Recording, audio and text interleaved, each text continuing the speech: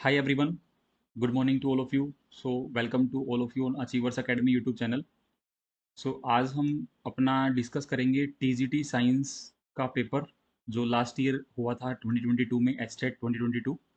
इसमें केमिस्ट्री का सेक्शन मैं लेता हूं, तो केमिस्ट्री के पोर्शन को आज मैं इसमें प्रीवियस ईयर के अंदर डिस्कस करूंगा.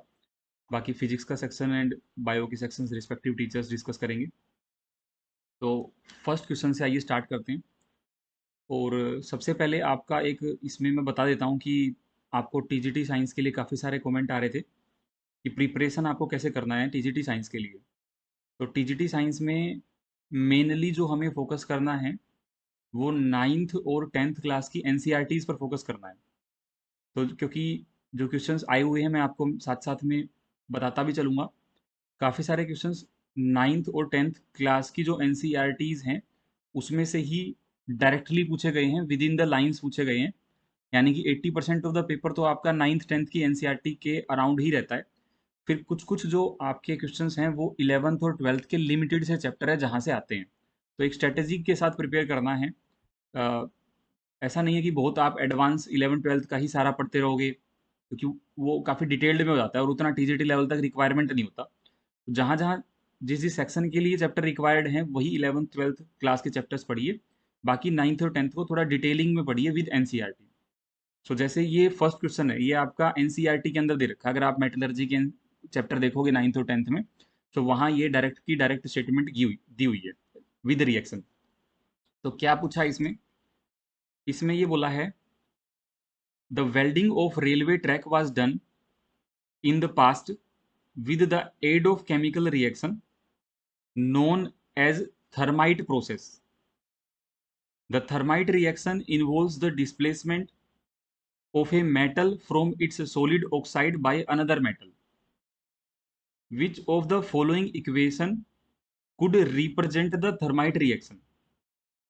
ठीक है. इन दैट केस इन्होंने वैसे तो हिंट क्वेश्चन में ही दिया है, displacement of a metal from its solid oxide. तो इसके अंदर जो करेक्ट आंसर होगा वो फोर्थ होगा. That solid oxide is iron oxide displacement by metal aluminium to form Al2O3 and iron. So for thermite process, correct reaction will be aluminium plus iron oxide gives you aluminium oxide plus iron. So पहले question के लिए answer हो गया 4. Second देखिएगा आप. Second में क्या है आपका? Question number 2. Which of the following statement are incorrect about the structure of an atom? अगर एटम के स्ट्रक्चर के बारे में बात करें तो कौन सी स्टेटमेंट्स गलत हैं? The atom as a whole is neutral. अगर ओवरऑल हम बोलें तो एटम न्यूट्रल होता है. ये स्टेटमेंट आपकी ओवरऑल सही है. Atom is an indivisible particle. तो एटम की अगर बात करें तो एटम इनडिविजिबल नहीं होता, डिविजिबल होता है, क्योंकि एटम के भी हमारे सब एटॉमिक पार्टिकल्स मिलते हैं. सब एटॉमिक पार्टिकल्स. तो सब एटॉमिक पार्टिकल्स में न्यूट्रॉन, इलेक्ट्रॉन, प्रोटॉन, अब तो उससे भी ज्यादा और डिवाइड हो चुके हैं पार्टिकल्स. तो इनकोरेक्ट में अगर आपसे पूछे तो सेकंड स्टेटमेंट आपका गलत है. सेकंड रॉन्ग हो गया.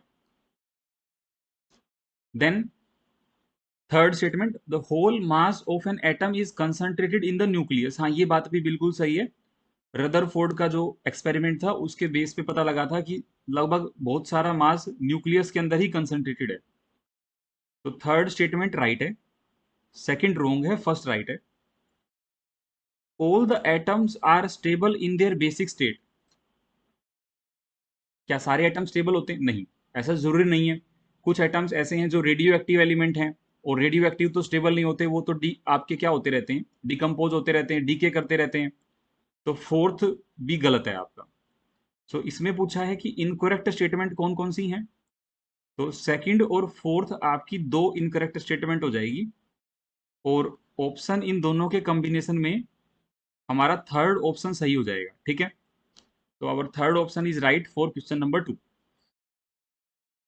आगे चलते हैं क्वेश्चन नंबर 3 पर. In an accident in a school lab a large sample of aqueous sodium hydroxide was split।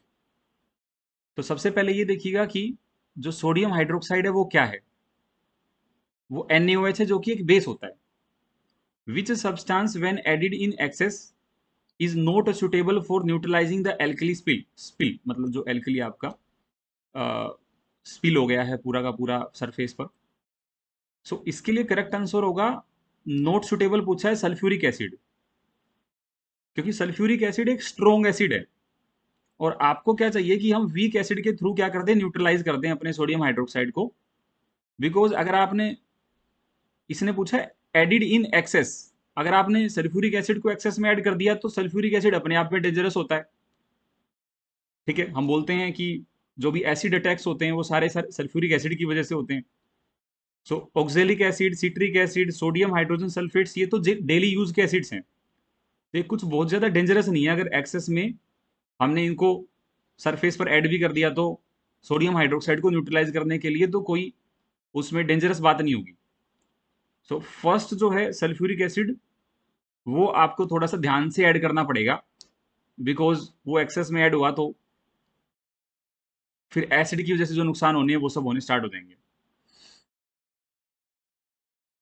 Fourth number देखिएगा, which oxides of nitrogen are generated by burning of fossil fuel.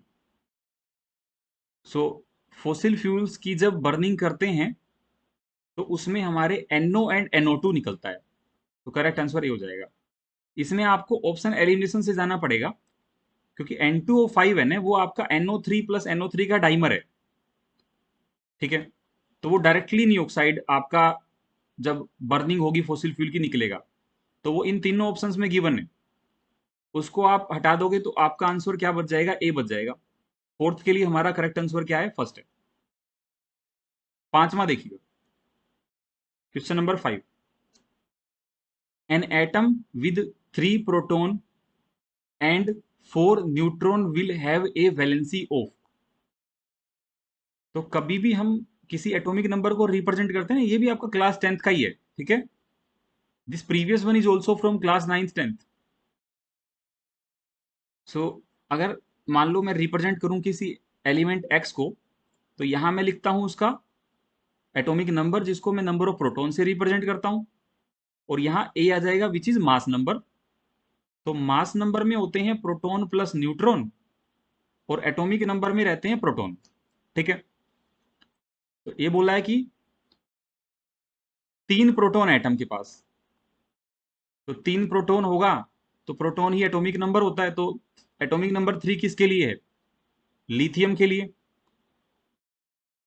Lithium, hydrogen, helium, lithium, तो 3 आ गया इसका atomic number, और 4 इसके पास neutron है, तो proton plus neutron मिलके 7 हो गया, जो कि उसका बन गया मास नंबर। तो 3 लिथियम 7 आ गया मास नंबर।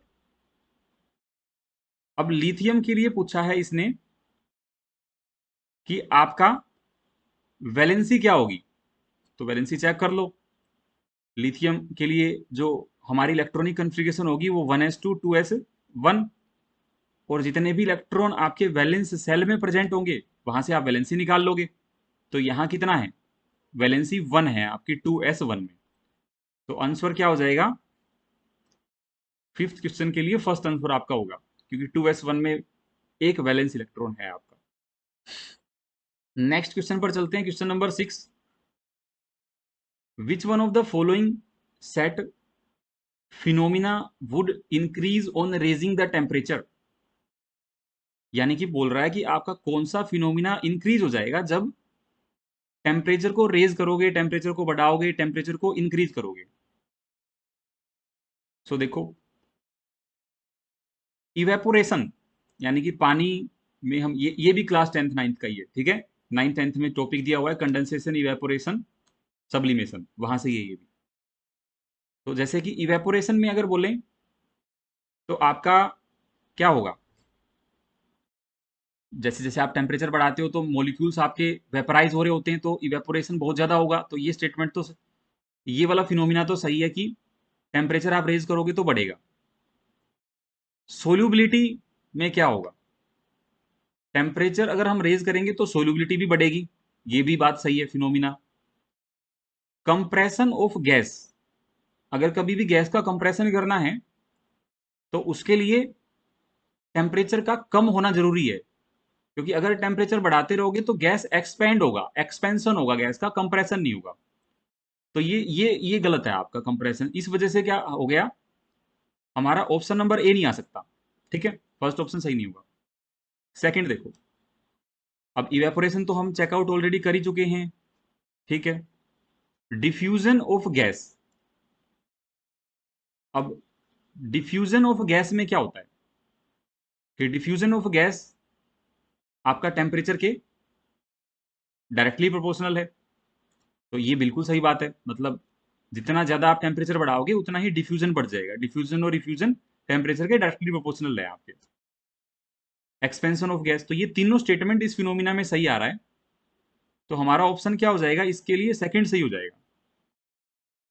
अब कंप्रेशन आ गया तो गलत हो गया, यहां भी कंप्रेशन आ गया तो गलत हो गया, तो आपका जो बेस्ट आंसर है वो सेकंड आपका आंसर सही है। ठीक है, correct answer will be 2। Seventh पर चलते हैं अभी, क्वेश्चन नंबर 7।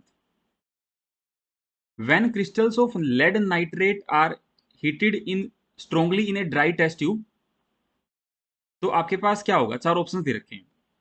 ये थोड़ा सा थ्योरेटिकल क्वेश्चन है, ब्राउन रेजिड्यू बनेगा, व्हाइट फ्यूम्स बनेंगे, क्रिस्टल बनेगा या येलो रेजिड्यू बनेंगे।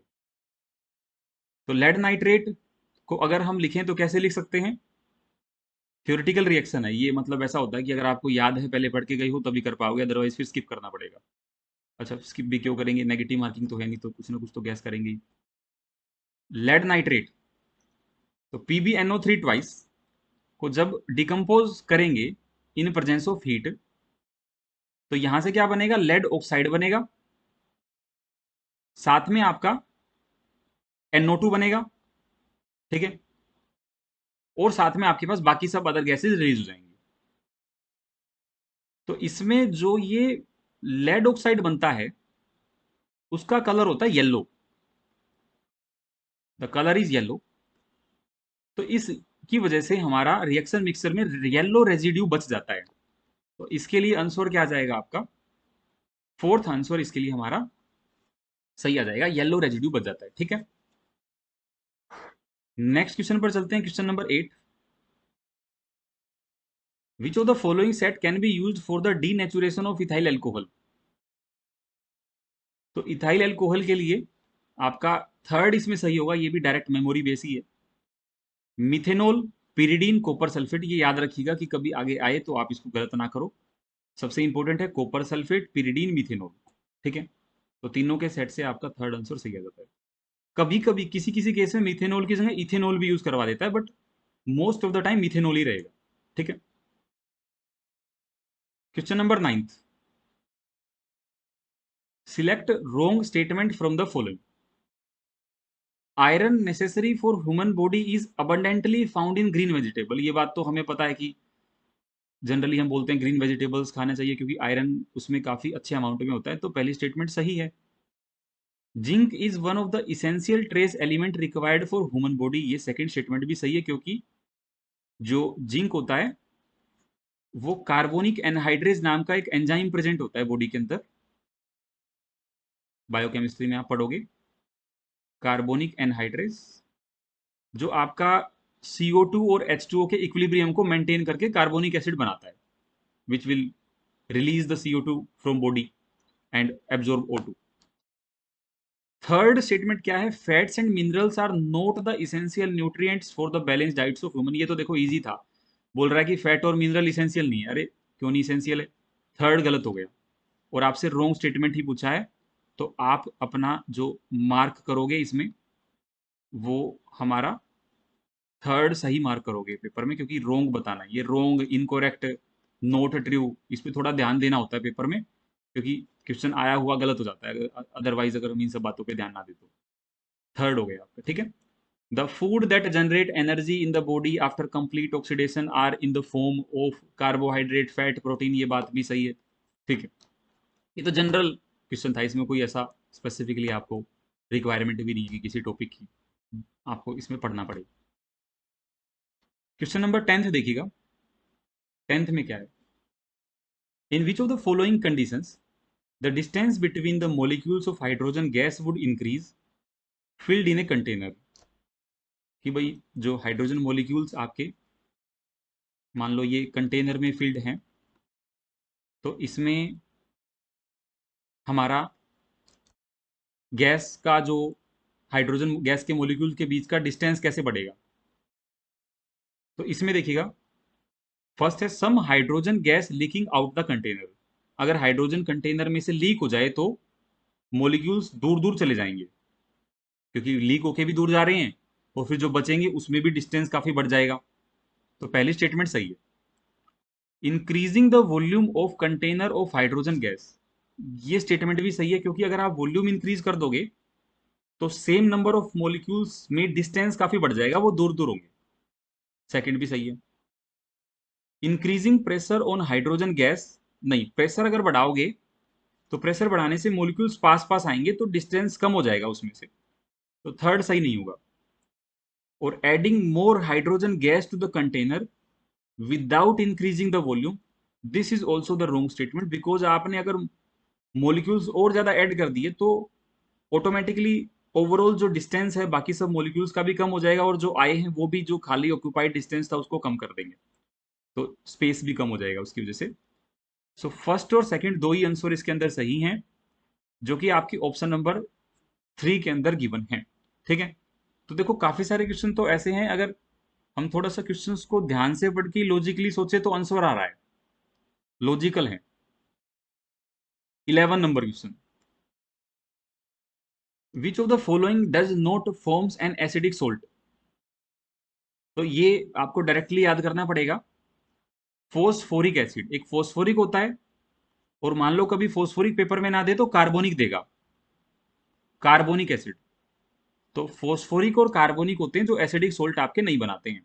ठीक है, बाकी सल्फ्यूरिक से सल्फेट्स बनेगा, या सल्फ्यूरिक एसिड अपने आप में ही एसिडिक होता है, हाइड्रोक्लोरिक नाइट्रिक से नाइट्रेट्स या ऑक्साइड्स बनाएंगे, वो भी आपके कैसे बनेंगे, एसिडिक नेचर के ही बनेंगे। 12th number, nature of calcium phosphate present in tooth animal is. तो इसका नेचर रहता है बेसिक नेचर का। ठीक है, that is also having basic nature, ये भी आपके एनसीईआरटी में ही गिवन है। ठीक है, लाइन बाय लाइन पढ़ोगे तो मिलेगा आपको वहां पे, 9th 10th का ही। ठीक है, 13 number, which of the following statements are incorrect for carbon compounds. ठीक है, ये भी 9th 10th से ही है, तो मैं वही तो बोल रहा हूँ कि आपको 9th 10th की एनसीईआरटी को ही थोड़ा सा अच्छे से रिवाइज करना है, बार बार पढ़ना है। बाकी आप क्लासेस की भी हेल्प से ले सकते हो, क्लासेस कोर्सेज हमारे अवेलेबल हैं ही।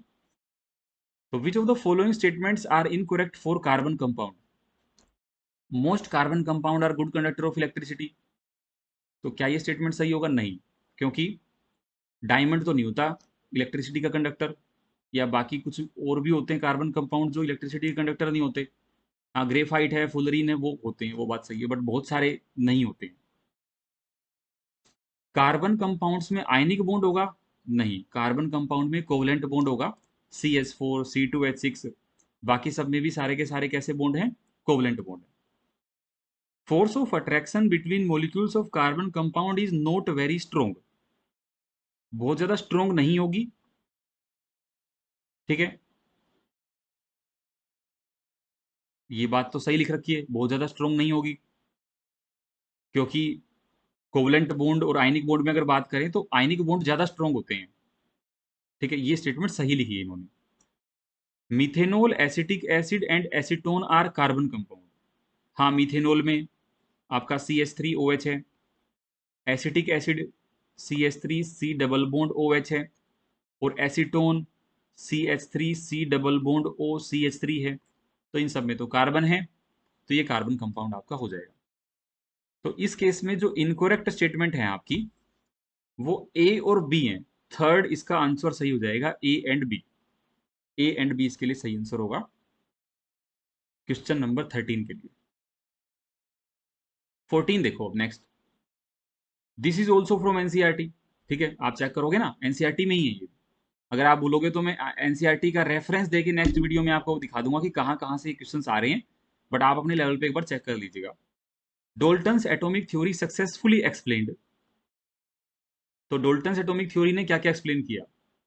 Conservation of mass, constant proportion, multiple proportion. Radio activity के बारे में ऐसी कोई बात नहीं बताई थी, क्योंकि वो तो बहुत इनिशियल बेसिक थ्योरीज थी, तो उस टाइम तक तो रेडियो एक्टिविटी की उतनी बात भी नहीं थी। तो Dalton's atomic theory discussed about law of conservation of mass, constant proportion, multiple proportion. So अगर मैं रेडियो एक्टिविटी को हटा दूं जो कि फोर्थ ऑप्शन में है, तो हमारा ऑप्शन 4 सही बच जाएगा। फर्स्ट नहीं, थर्ड में है ना, एक minute sorry. So it is in third option, just wait wait. सो ये आ जाएगा आपका, थर्ड को हटा दो आप, तो 1 2 4 सही है, और 1 2 4 आपका ऑप्शन नंबर 3 में सही है। यहाँ से थर्ड हटाएंगे, यहाँ से भी थर्ड हटाएंगे, और यहाँ से भी थर्ड हटाएंगे, तो तीनों ऑप्शन एलिमिनेट हो जाएंगे। ठीक है। Question number 15। 15 क्या है?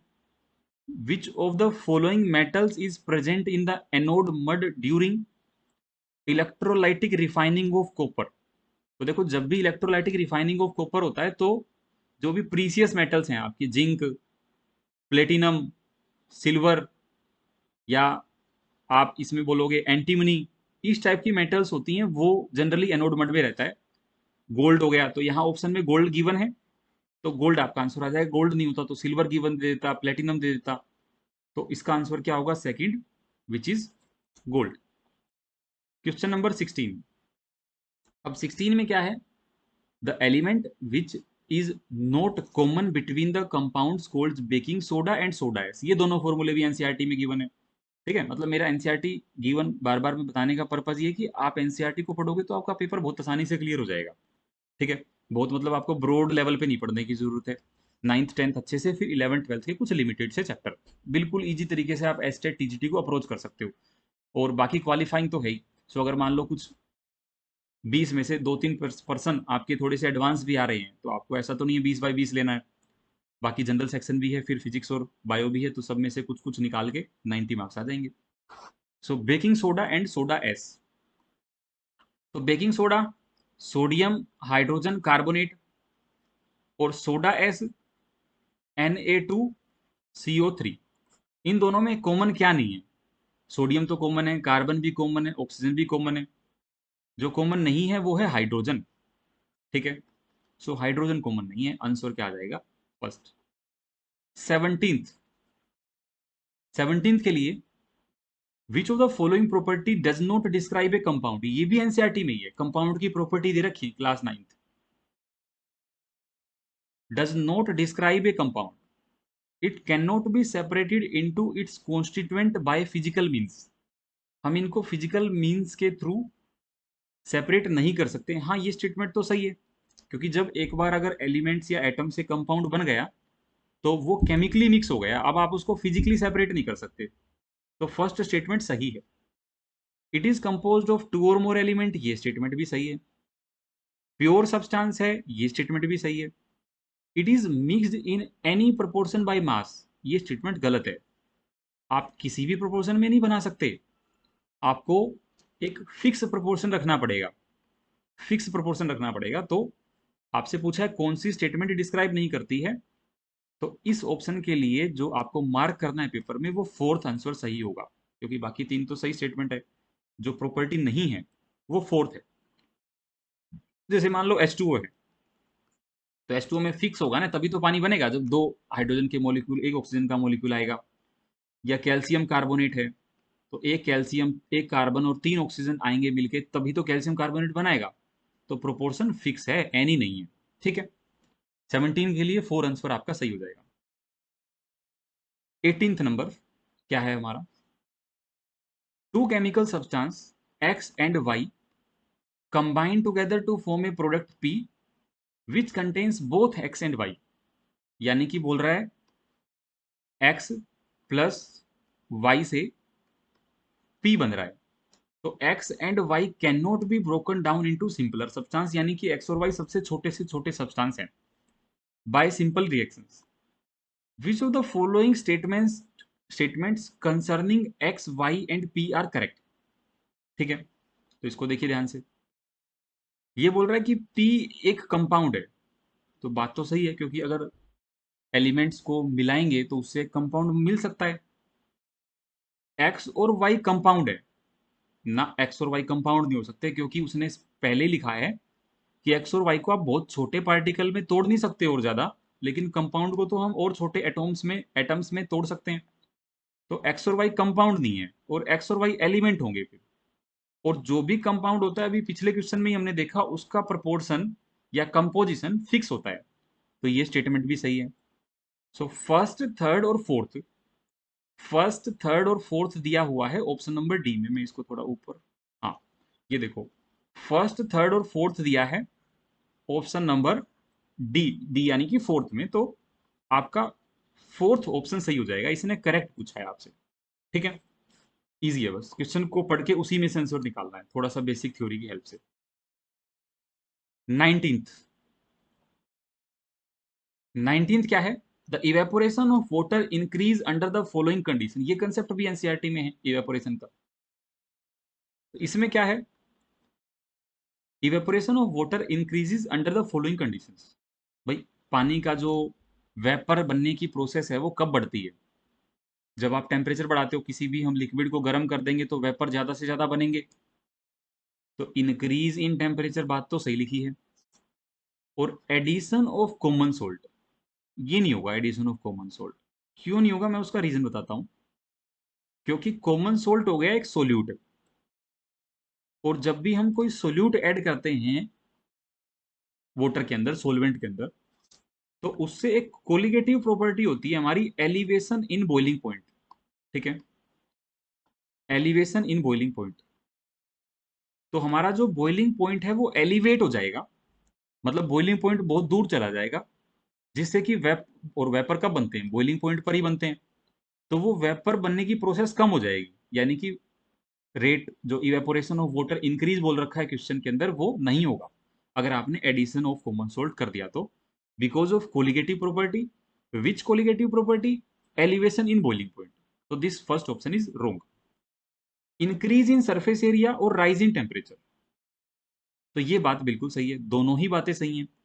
भाई, सरफेस एरिया ज्यादा होगा, यानी कि मान लो समुंदर में से वो इवेपोरेशन होना है तो बहुत ज्यादा होगा, क्योंकि हर जगह पर मॉलिक्यूल सरफेस पर प्रेजेंट होंगे, और सरफेस पर जो हीट होगी वो उसको इवेपोरेट जल्दी करवा देगा। और टेम्परेचर का राइज करने से तो इवेपोरेशन बढ़ ही रहा है। तो सेकंड स्टेटमेंट सही है। डिक्रीज इन टेम्परेचर बिल्कुल नहीं हो सकता, डिक्रीज इन टेम्परेचर से तो फ्रीजिंग होती है, इवेपोरेशन होता ही नहीं। और डिक्रीज इन प्रेशर से भी आपका क्या होगा? डिक्रीज इन सरफेस एरिया दे दिया, तो ये वैसे ही गलत हो गया।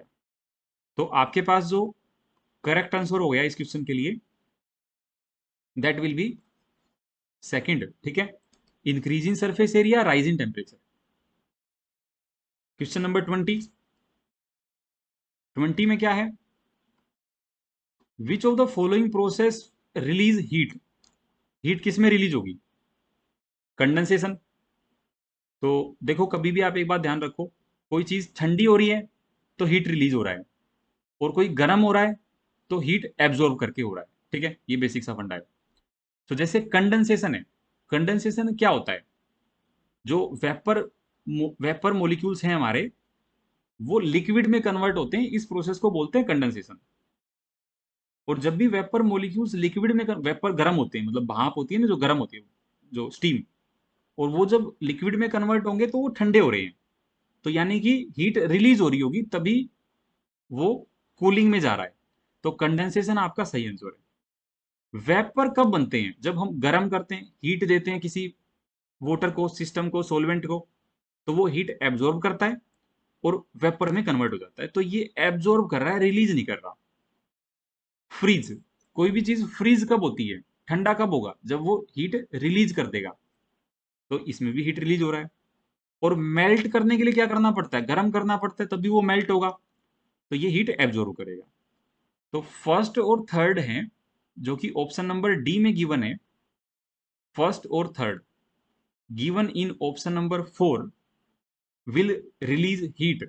तो ये जो प्रोसेस है वही आपका हीट को रिलीज करेंगे। तो 20th के लिए फोर्थ आंसर आपका सही हो जाएगा। ठीक है, 21st जो कि लास्ट क्वेश्चन है आपका एससेट टीजीटी का। तो जनरली जो आपका सेपरेशन रहता है ना वो 20-20-20 का ही रहता है, बट कभी 20-21 चलता रहता है। ठीक है, तो 21 नंबर, 60 क्वेश्चन आते हैं सब्जेक्ट में आपके साइंस के।